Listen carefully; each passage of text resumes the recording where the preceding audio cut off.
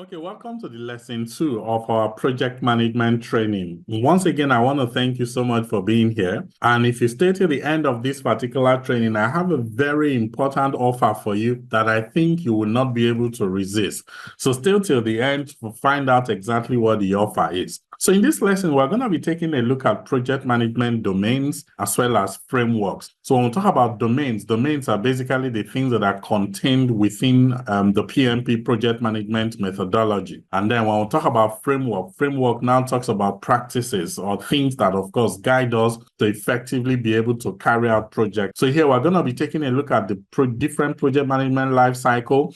For example, the Agile, traditional, that is the predictive, as well as the hybrid project management life cycle. And we shall also take a look at the 3 domains, like I mentioned to you earlier, that we have in the PMP, which are the people domain, the process domain, as well as the business environment domain, together with the tasks that we have under each of these domains. It promises to be a very exciting one, and if you're able to go through this particular lesson, I can guarantee you that you would have a firm grasp of what the PMP is all about, and you're no longer going to be a novice any longer as far as the PMP is concerned. So once again, welcome to my class.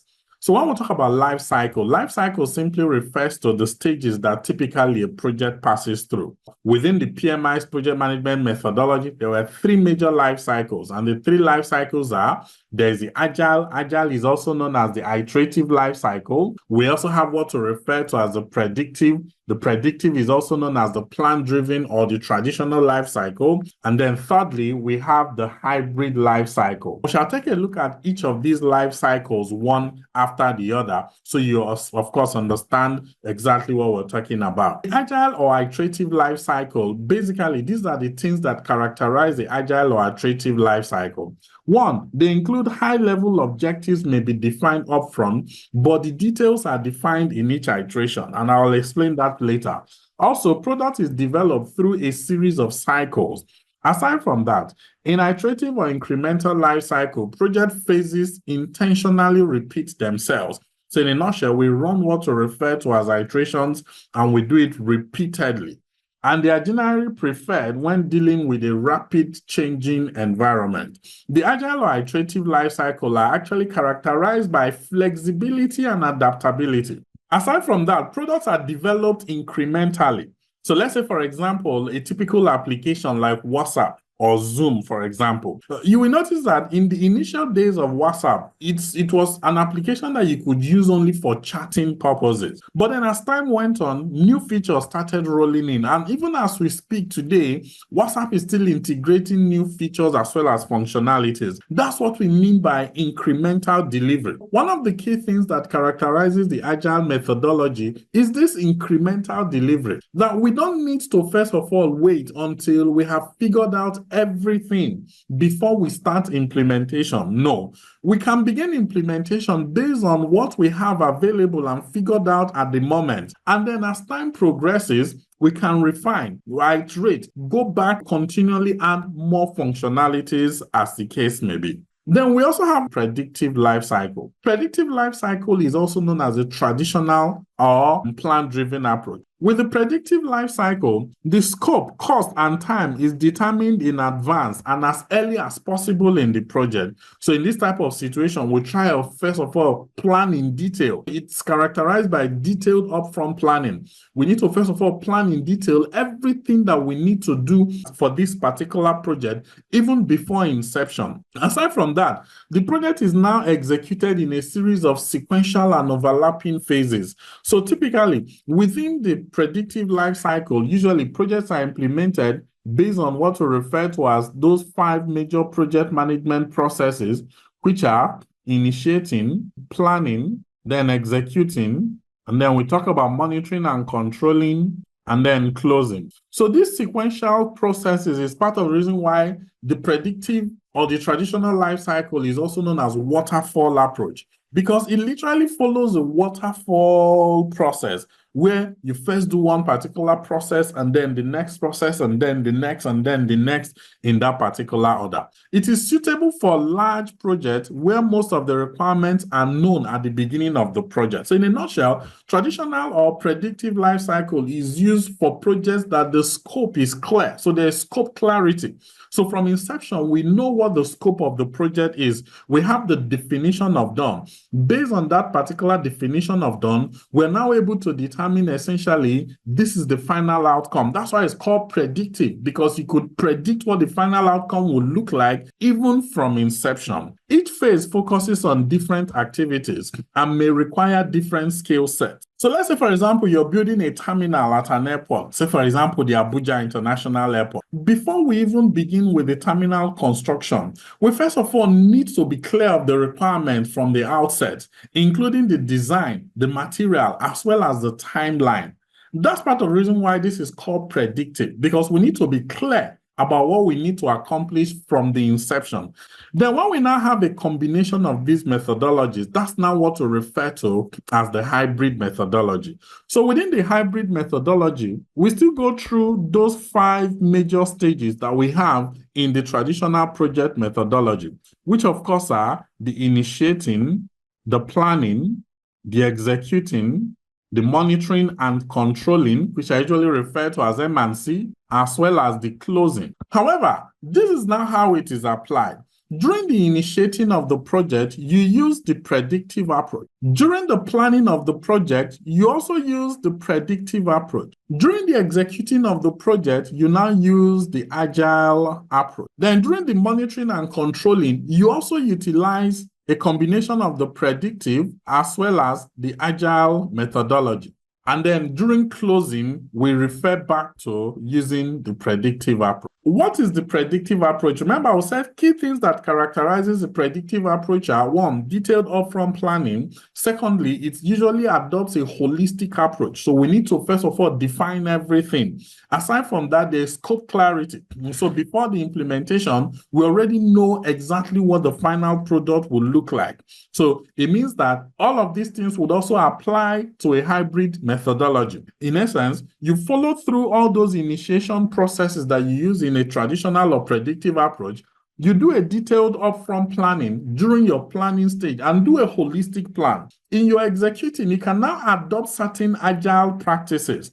For example, all your executing phases can be classified as iterations. In each of those iterations, you run those agile ceremonies that we normally have in agile projects, which of course would include, you have your sprint planning sessions, you have your daily scrum sessions, then also you have your sprint review sessions, and then also you have what we now refer to as your sprint retrospective sessions.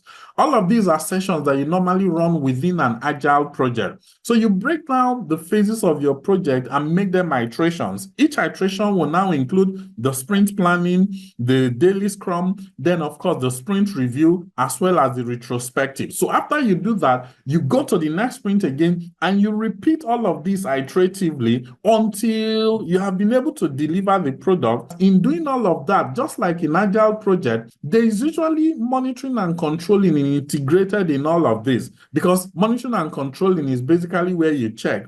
So all of these sessions like we have mentioned, for example, your daily scrum meetings, it is a review mechanism that is applied within the agile project management that helps us to be able to determine the development flow. How is the team progressing? So you can see it's a way to check. There's also the sprint review. The sprint review session will help you to be able to do a demonstration of the final product, to be able to determine if we met the goal for that particular sprint. Again, you can see that's monitoring and controlling. That's a review session. You also carry out sprint retrospective. The sprint retrospective is now where you check to be able to determine if you got your processes right as a team. Again, you can see that's also a review session. So that's why we mentioned that the monitoring and controlling is typically integrated into the executing. It is built into the whole executing process. And that's why we say that in hybrid, the monitoring and controlling is done using Agile, but then you also need to run your numbers using the end value analysis, EVM. All of these things are part of the things we cover in detail in the full course.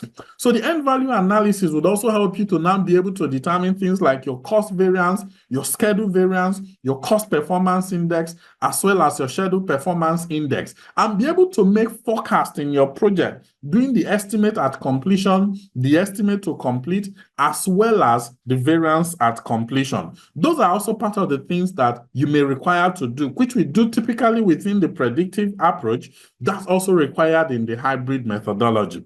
And then in closing, you also come back to using what we refer to as the predictive methodology. Do a detailed documentation, then of course archive your artifacts or all the things you used in the project. Also hold a lessons learned session, hand over what you have been able to accomplish in that particular project, and then do a final report. If you want to run a project, for example, the nature of the project will determine the life cycle that you're going to adopt. If it is such a project that evolves and gets clearer over time, in other words, at the beginning, we don't have the clear picture, but we have a fair idea of what we want to build. You may consider using the agile or iterative life cycle, because what that will now mean is you carry out your project in sprints. As you do those sprints, you release the product, and while users are using it and giving you reviews, that will give you suggestions about certain things, changing needs, and things to also incrementally add to that particular product. Aside from that, if you're doing a project that the scope is clear from inception, and we have to get it right that time and all the time, then you may want to consider using a predictive approach. This kind of project would help you to ensure that you have the detailed upfront planning, and then you're also able to achieve the objective at the end of the project. If you now want the best of both worlds, you may consider using the hybrid life cycle. Don't forget, in the full course, we took time to explain all of these methodologies and then also how they are run, especially within projects. Next, we shall take a look at the domains. When I was introducing this lesson, especially in lesson 1, remember I mentioned that there are 3 domains in the PMP, which are the people domain, the process domain, as well as the business environment domain. They are more or less like areas that the project manager has to focus on in order to ensure that the project succeeds. So understanding this domain is essential to managing project effectively, and it is also a central part of the PMP certification. The people domain, of course, would involve focusing on the people, managing, leading, especially your project team. It has to do with tasks that are related to things like communication, team dynamics, leadership, conflict resolution, as well as stakeholder engagement. So let's say, for example, you're doing a construction project in Lagos. You will notice that it would have to do with a diverse team of people from all walks of life, laborers, builders, engineers, procurement people, and all of that. So your goal as a project manager should be to ensure that the team members are aligned with the project's goal, that you are effectively able to manage any conflict that may arise in the project. Then we now have what we refer to as the process domain. The process domain focuses on the technical aspects of project management, including things around the planning of the project, the executing of the project, the monitoring and controlling of the project, the closing of the project. So the process domain would include things like defining the project scope, the project schedule, the project cost, and then also the quality. So let's say, for example, you're working as a project manager and you're developing a new manufacturing plant. There has to be some technical requirements to that new manufacturing plant. So you need to develop a detailed plan and then also design, and then also put measures to be able to control and monitor in the course of the project implementation. All of this would help you to ensure that the project is delivered on time, within budget, and then also meet quality standard. The process of doing all of that is essentially what is covered within the process domain. In managing people, the processes, we also need to be sure that we do it within the ambits of the law, and then also within the requirements of the business environment that we operate. That's now what the business environment domain focuses on. This would include aligning your project with, 1, your own organization's strategic objectives, then also putting into consideration legal and regulatory requirements, compliance needs, then other external factors. For example, the community. So let's say, for example, as a company, you want to expand into new markets in Nigeria. You need to now study the business environment in Nigeria, for example, the market conditions, the regulatory requirements, the potential risk that is associated with the expansion, community demands that may come as a result of all of that. So you will notice that the domain gives you like an idea of how to comprehensively be able to manage your project. For example, that you want to do your project, first of all, you need to get the people right. Getting the people right, then you now use them to implement those technical processes to be able to implement your scope, your schedule, your cost, your budget, and then also other things like your, procurement as well as your communications management. And then you should do that essentially within the context of the environment that you operate, regulations, laws, the overall business environment. So mastering this domain is, of course, very, very important, especially for you to pass your PMP certification exam. And that's essentially what our full PMP course, of course, would provide you. It will give you an in-depth knowledge of the practical strategies that you can adopt in managing each of these domains, helping you to also excel not just in the exam, but then also in your career as a project manager. So now that we have taken a look at each of these domains, there's what we call the exam content outline. Exam content outline is typically published by the PMI. I will include a link to download the exam content outline. Basically, the essence of the exam content outline is gives you a list of areas where potential questions can come from in the PMP examination.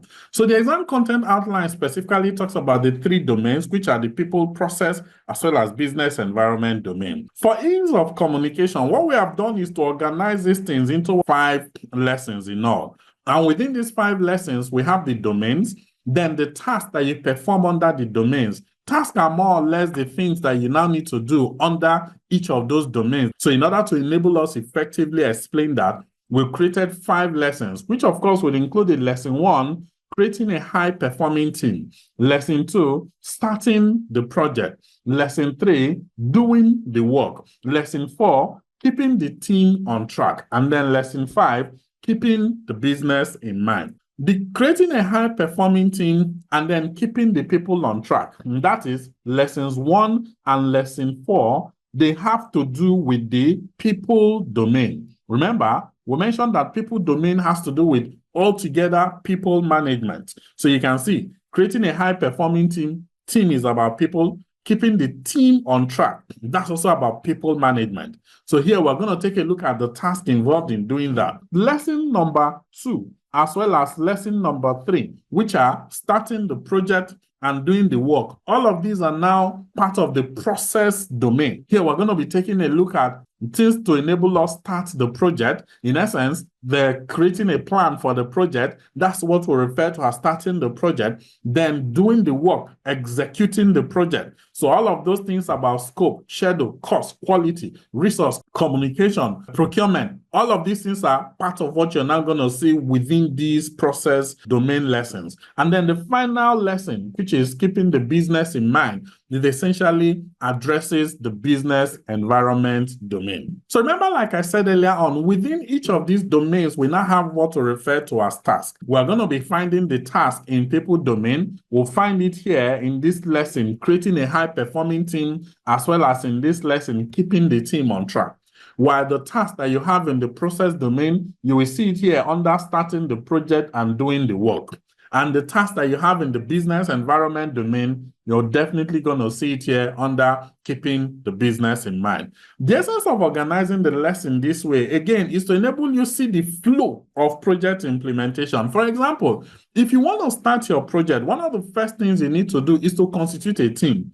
And you don't just want to constitute anyhow team. You want to build a high-performing team that can deliver results. And that's the essence of the very first lesson here that talks about creating a high-performing team. So once you've put together a team, naturally, the next thing the team will begin to do is they start planning, which is essentially what starting the project will do, because that's now where you start creating the plan as to how to be able to do the project. Then after the plan is ready, the natural thing to do is you begin to do the work. And that's why you have lesson 3, which is doing the work. And then while doing that, you need to check and also ensure the team stays motivated. You also need to do appraisals. You also need to monitor. That's what we refer to as keeping the team on track. And remember, we said you do all of this within the context of the environment where you're operating. And that's why we now say you need to keep the business in mind in the course of doing all of this. If we take a look at the tasks that we have under each of these lessons, the very first one, which of course is creating a high-performing team. Remember, I explained this domain to be one of the very first and most crucial things that we do.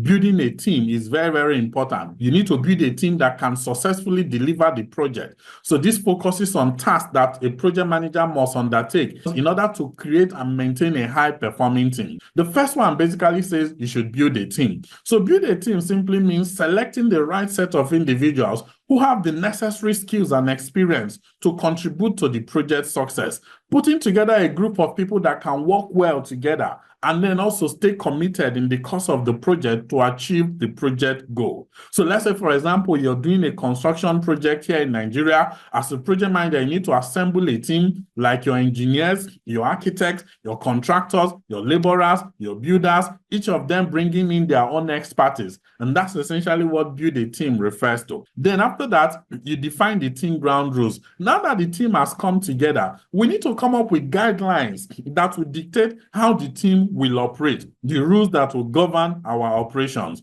Like, for example, communication rules, decision-making processes, conflict management processes. Then aside from that, how we're also going to be able to collaborate. We also need to clearly define these ground rules because they will help all of us to ensure that we stay within our boundaries and then also that we stay within the same page and help us to operate smoothly as a team. Then the third one now talks about negotiating project agreement. This basically talks about agreement with stakeholders, team members, as well as other parties that may be involved in the project. Agreement can cover things about rates, roles, responsibilities, deliverables, timelines, resource allocation. All of these are part of the things that can be included in your project agreement. Then the next task now talks about empowering team members.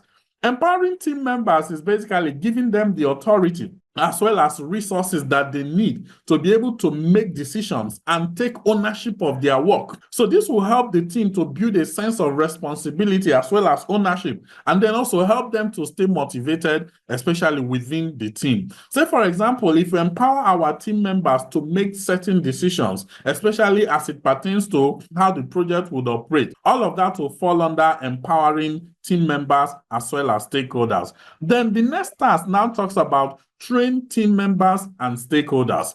The train team members and stakeholders is now talking about training. Training is quite important because it would ensure that our team members and stakeholders have the relevant skills as well as knowledge that is needed to effectively deliver the project.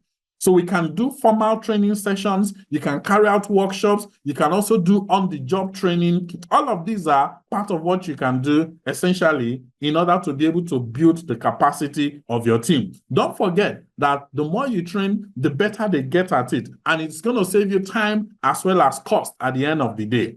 Then the next task says engage and support virtual teams. Notice that in the advent of remote work, which of course has been rising, so managing virtual team has become increasingly important. So we need to keep our virtual team members engaged, connected. We also need to support them despite the physical distance. This is particularly necessary, especially in places where there are still infrastructure challenges. Say, for example, in Nigeria, you may want to find out from your team members, how are they coping with power? How are they coping with internet connectivity? Because sometimes it's not just easy for them to provide their own power, they also provide their own internet connectivity and then also other resources that they need to be able to do the work. So that's why providing them with relevant support, constant engagement, and then also keep in touch with them. Because sometimes disassociating yourself from other people may also lead to some form of mental illness. So you need to be able to make sure that your team members are in the right mind frame, and they also have the relevant resources to be able to do their work effectively. Then, of course, the final one says, build shared understanding about a project. So building a shared understanding means ensuring that everyone within the team have a clear understanding about the project goal, the scope of the project, and then also the expectations from the project. This is very, very important because it will help us to align everyone's effort towards the same project objective. The next lesson talks about starting the project. Remember, starting the project is where I told you that you now create a plan for the project itself.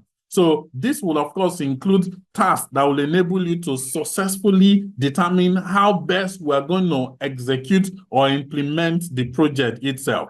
Some of the tasks that we need to perform here would include, first, we need to determine the appropriate project methodology, methods, as well as practices. Earlier on, I told you that we have the Agile, we have the predictive, we have the hybrid. So you need to determine which one works best for you. I'd explained all of that before. So based on that context, the type of project, you need to determine which methodology is most suitable for the project itself. Then after that, you now plan and manage scope. So scope management will now involve defining the project boundaries. What is the project all about? What is included within the project, and then what is not included within the project. This is also where you create your work breakdown structure, that is breaking down the project work into smaller, more manageable components. Then the next one now talks about plan and manage budget as well as resources. So now that we have been able to define the scope of the project, we now need to determine how much would it cost for us to carry out the tasks that are involved in this particular project. We also need to plan how to manage our resources. Our resources, of course, would include our labor resources, which are the humans, our non-labor resources, which are the equipment, and then our material resources, which are things that are used up or usables within the project. We need to determine how all of these things will be allocated and manage in order to stay within budget. Then after that, you now plan and manage your schedule. Schedule basically involves timeline for the project. So here we'll talk about the task that needs to be completed, then also determine when each of these tasks should be done, and then also include a tracking process that would enable us to be able to determine if we're moving according to schedule or we're beginning to deviate from schedule. Beyond plan and manage schedule, you also need to now talk about plan and managing quality of your product as well as the deliverables. Quality is about how well the product meets requirements. That's what quality refers to. So in this case, we need to be able to determine how our deliverables will meet the required standard as well as specification. So these are things, we now include things like planning for quality, performing quality assurance, and then controlling the quality of the deliverables. Then after that, you now integrate your project planning activities. So integration simply means to bring together, to unify. So coordinating all the various aspects of the project plan to ensure that everything works together smoothly. This, of course, is now what we refer to as integration. They would include things like integrating the scope, integrating the schedule, the cost, the quality, and then other plans into a cohesive whole. So putting together all these subsidiary plans that we created here for our scope, for our budget, for our schedule, for our quality, and then also all these other ones like procurement and then closure, putting it all together is what we call integration. So the next task now talks about plan and manage procurement, which is basically talking about how we are going to buy things, acquire the goods and services that we need to complete the project, selecting vendors, negotiating contracts, and managing relationships with our suppliers. And then, of course, after that, you establish your project governance. Project governance has to do with setting up the structure or processes and procedures that will guide us as to how the project is managed, then also roles and responsibilities, decision-making processes, and reporting structure.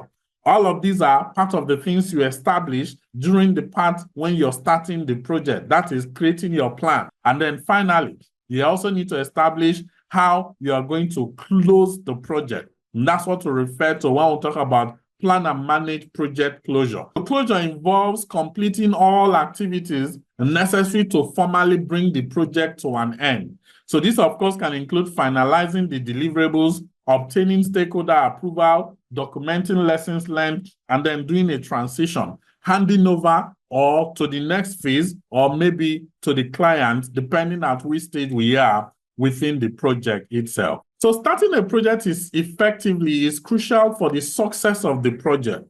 Of course, our full PMP course will cover all of these tasks in detail, providing you with knowledge and tools that you need to effectively start your project on the right foot and then set them up for success. Next, we're going to take a look at the lesson 3, which now talks about doing the work. Doing the work focuses on the execution phase of the project. This is now where the plans are putting into action. The plan that we created during the starting the project, this is where we begin to put it into action. So here we'll talk about managing the day-to-day activities of the project, from everything from tracking the project, managing conflict, addressing issues, risk management. All of these are part of what we do when we talk about doing the work. And some of the tasks that are involved in doing the work, of course, would include, one, we assess and manage risk. So risk management would involve identifying potential risks that could impact the project, then carrying out an assessment of their likelihood as well as impact, and developing strategies that we're going to use to mitigate them. That's basically what we do here. The idea is we don't want to be caught unawares. So we don't want a situation where something can happen and then distort our project. And that's why we need to be ready for it, which is essentially what risk management focuses on. Then the next task, you now execute project to deliver business value. So this, of course, would involve ensuring that the project deliverables provide the intended business value. So here we'll focus on the outcomes of the project, ensuring that the project is able to achieve its own objective. Then in the course of doing that, you need to manage your communication. Communications management is absolutely necessary because we need to keep the team members, the stakeholders, the sponsors informed about the project's progress. So we need to plan effectively how to manage, how to execute, and then also how to be able to deliver our communication so that everyone on the project is on the same page. In the course of doing that, we also need to engage our stakeholders. So engaging our stakeholders involves identifying who our stakeholders are, then also understand their needs as well as their expectations for the project, and keeping them involved and informed throughout the project implementation. Don't forget that any stakeholder you fail to identify and manage effectively may cause you the most headache in the course of the project implementation. While at that, you need to create what we now refer to as your project artifact. Creating project artifacts are more or less documents, outputs, and things that you created during the project. For example, your project plans, your reports, your minutes, your deliverables, your documentation. All of these, of course, are what we mean when we talk about creating project artifacts. They are necessary for the execution of the project, for the closure of the project, and then also in the course of, let's say, audit for project wants to be done. These artifacts would, of course, provide very valuable evidence in the course of the audit itself. So while the project is being implemented, there might be need for 1 or 2 changes. And that's what we refer to as managed project changes. Identifying those changes, evaluating them, implementing them in order to ensure that they do not take away from the project objective.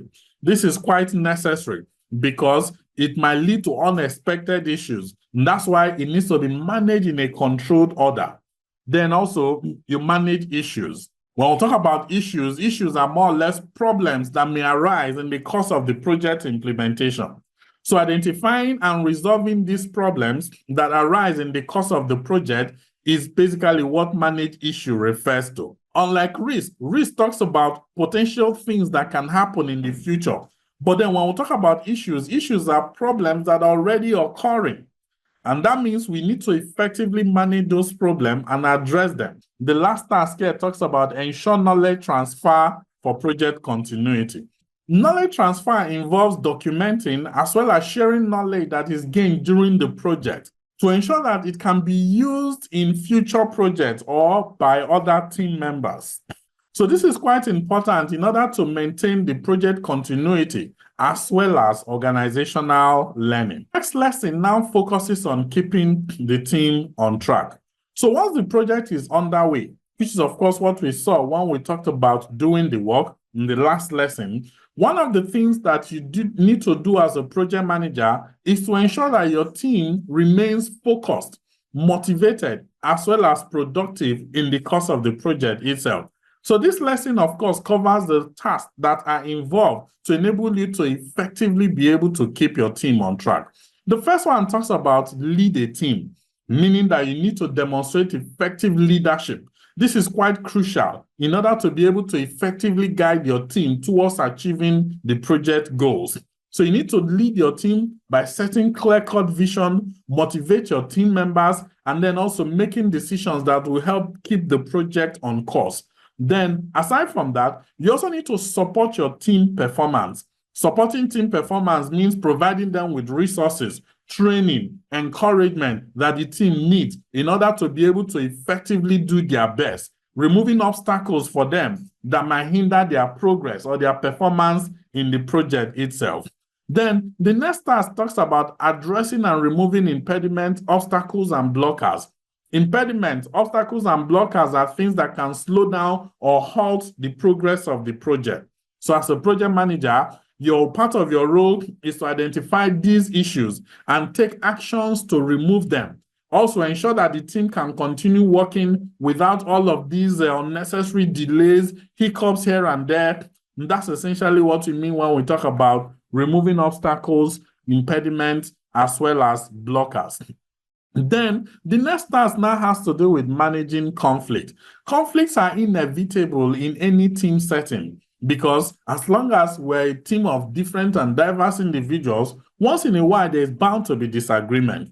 So managing conflict effectively involves you as a project manager being able to address the disagreement, the differences of opinion in a constructive manner that maintains team harmony and keeps the project on track. Then the next task now talks about collaborating with stakeholders. So collaboration with your stakeholders is very, very important in order to ensure that the project would be able to meet its objective and then also be able to deliver value. For example, keeping your stakeholders informed, engaged, and then also involving them in decision-making process where necessary.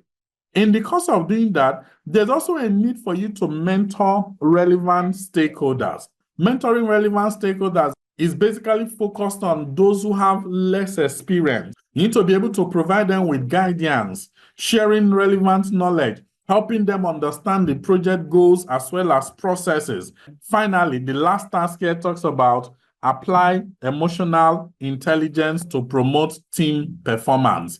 Emotional intelligence, of course, involves being aware of and then also managing your emotions as well as the emotions of others.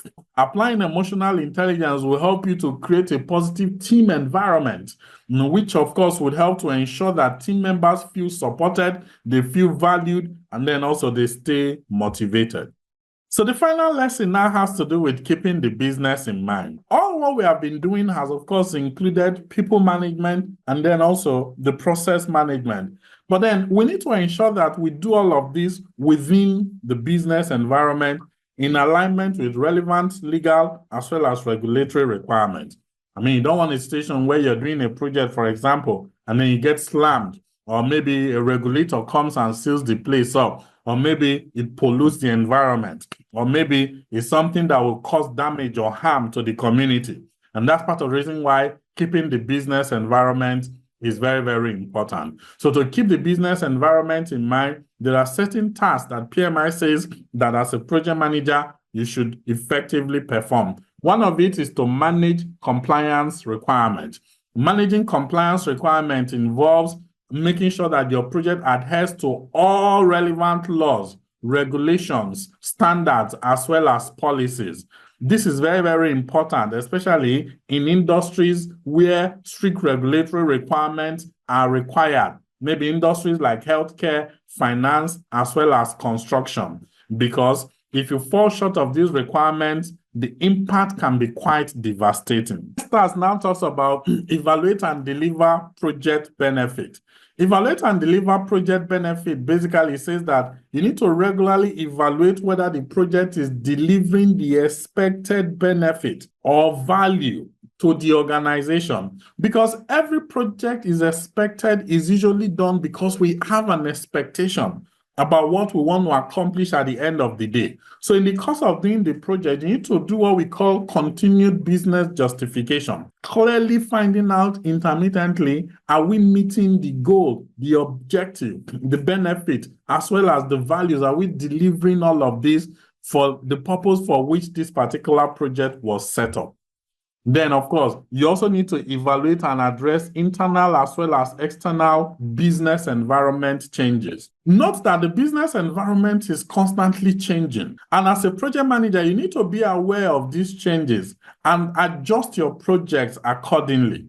This, of course, can include responding to market shifts, new competition, innovation, or changes in technology. It could also be internal organizational changes. It could also be new regulations. You need to keep abreast of all of these changes. So say, for example, if you're expanding into a new market and there's a new or a sudden government policy that affects that particular market or trade, the project manager needs to assess the impact of that particular policy on the project, determine relevant changes to be made in order to ensure that you comply with those policies. Then the next task now talks about support organizational change.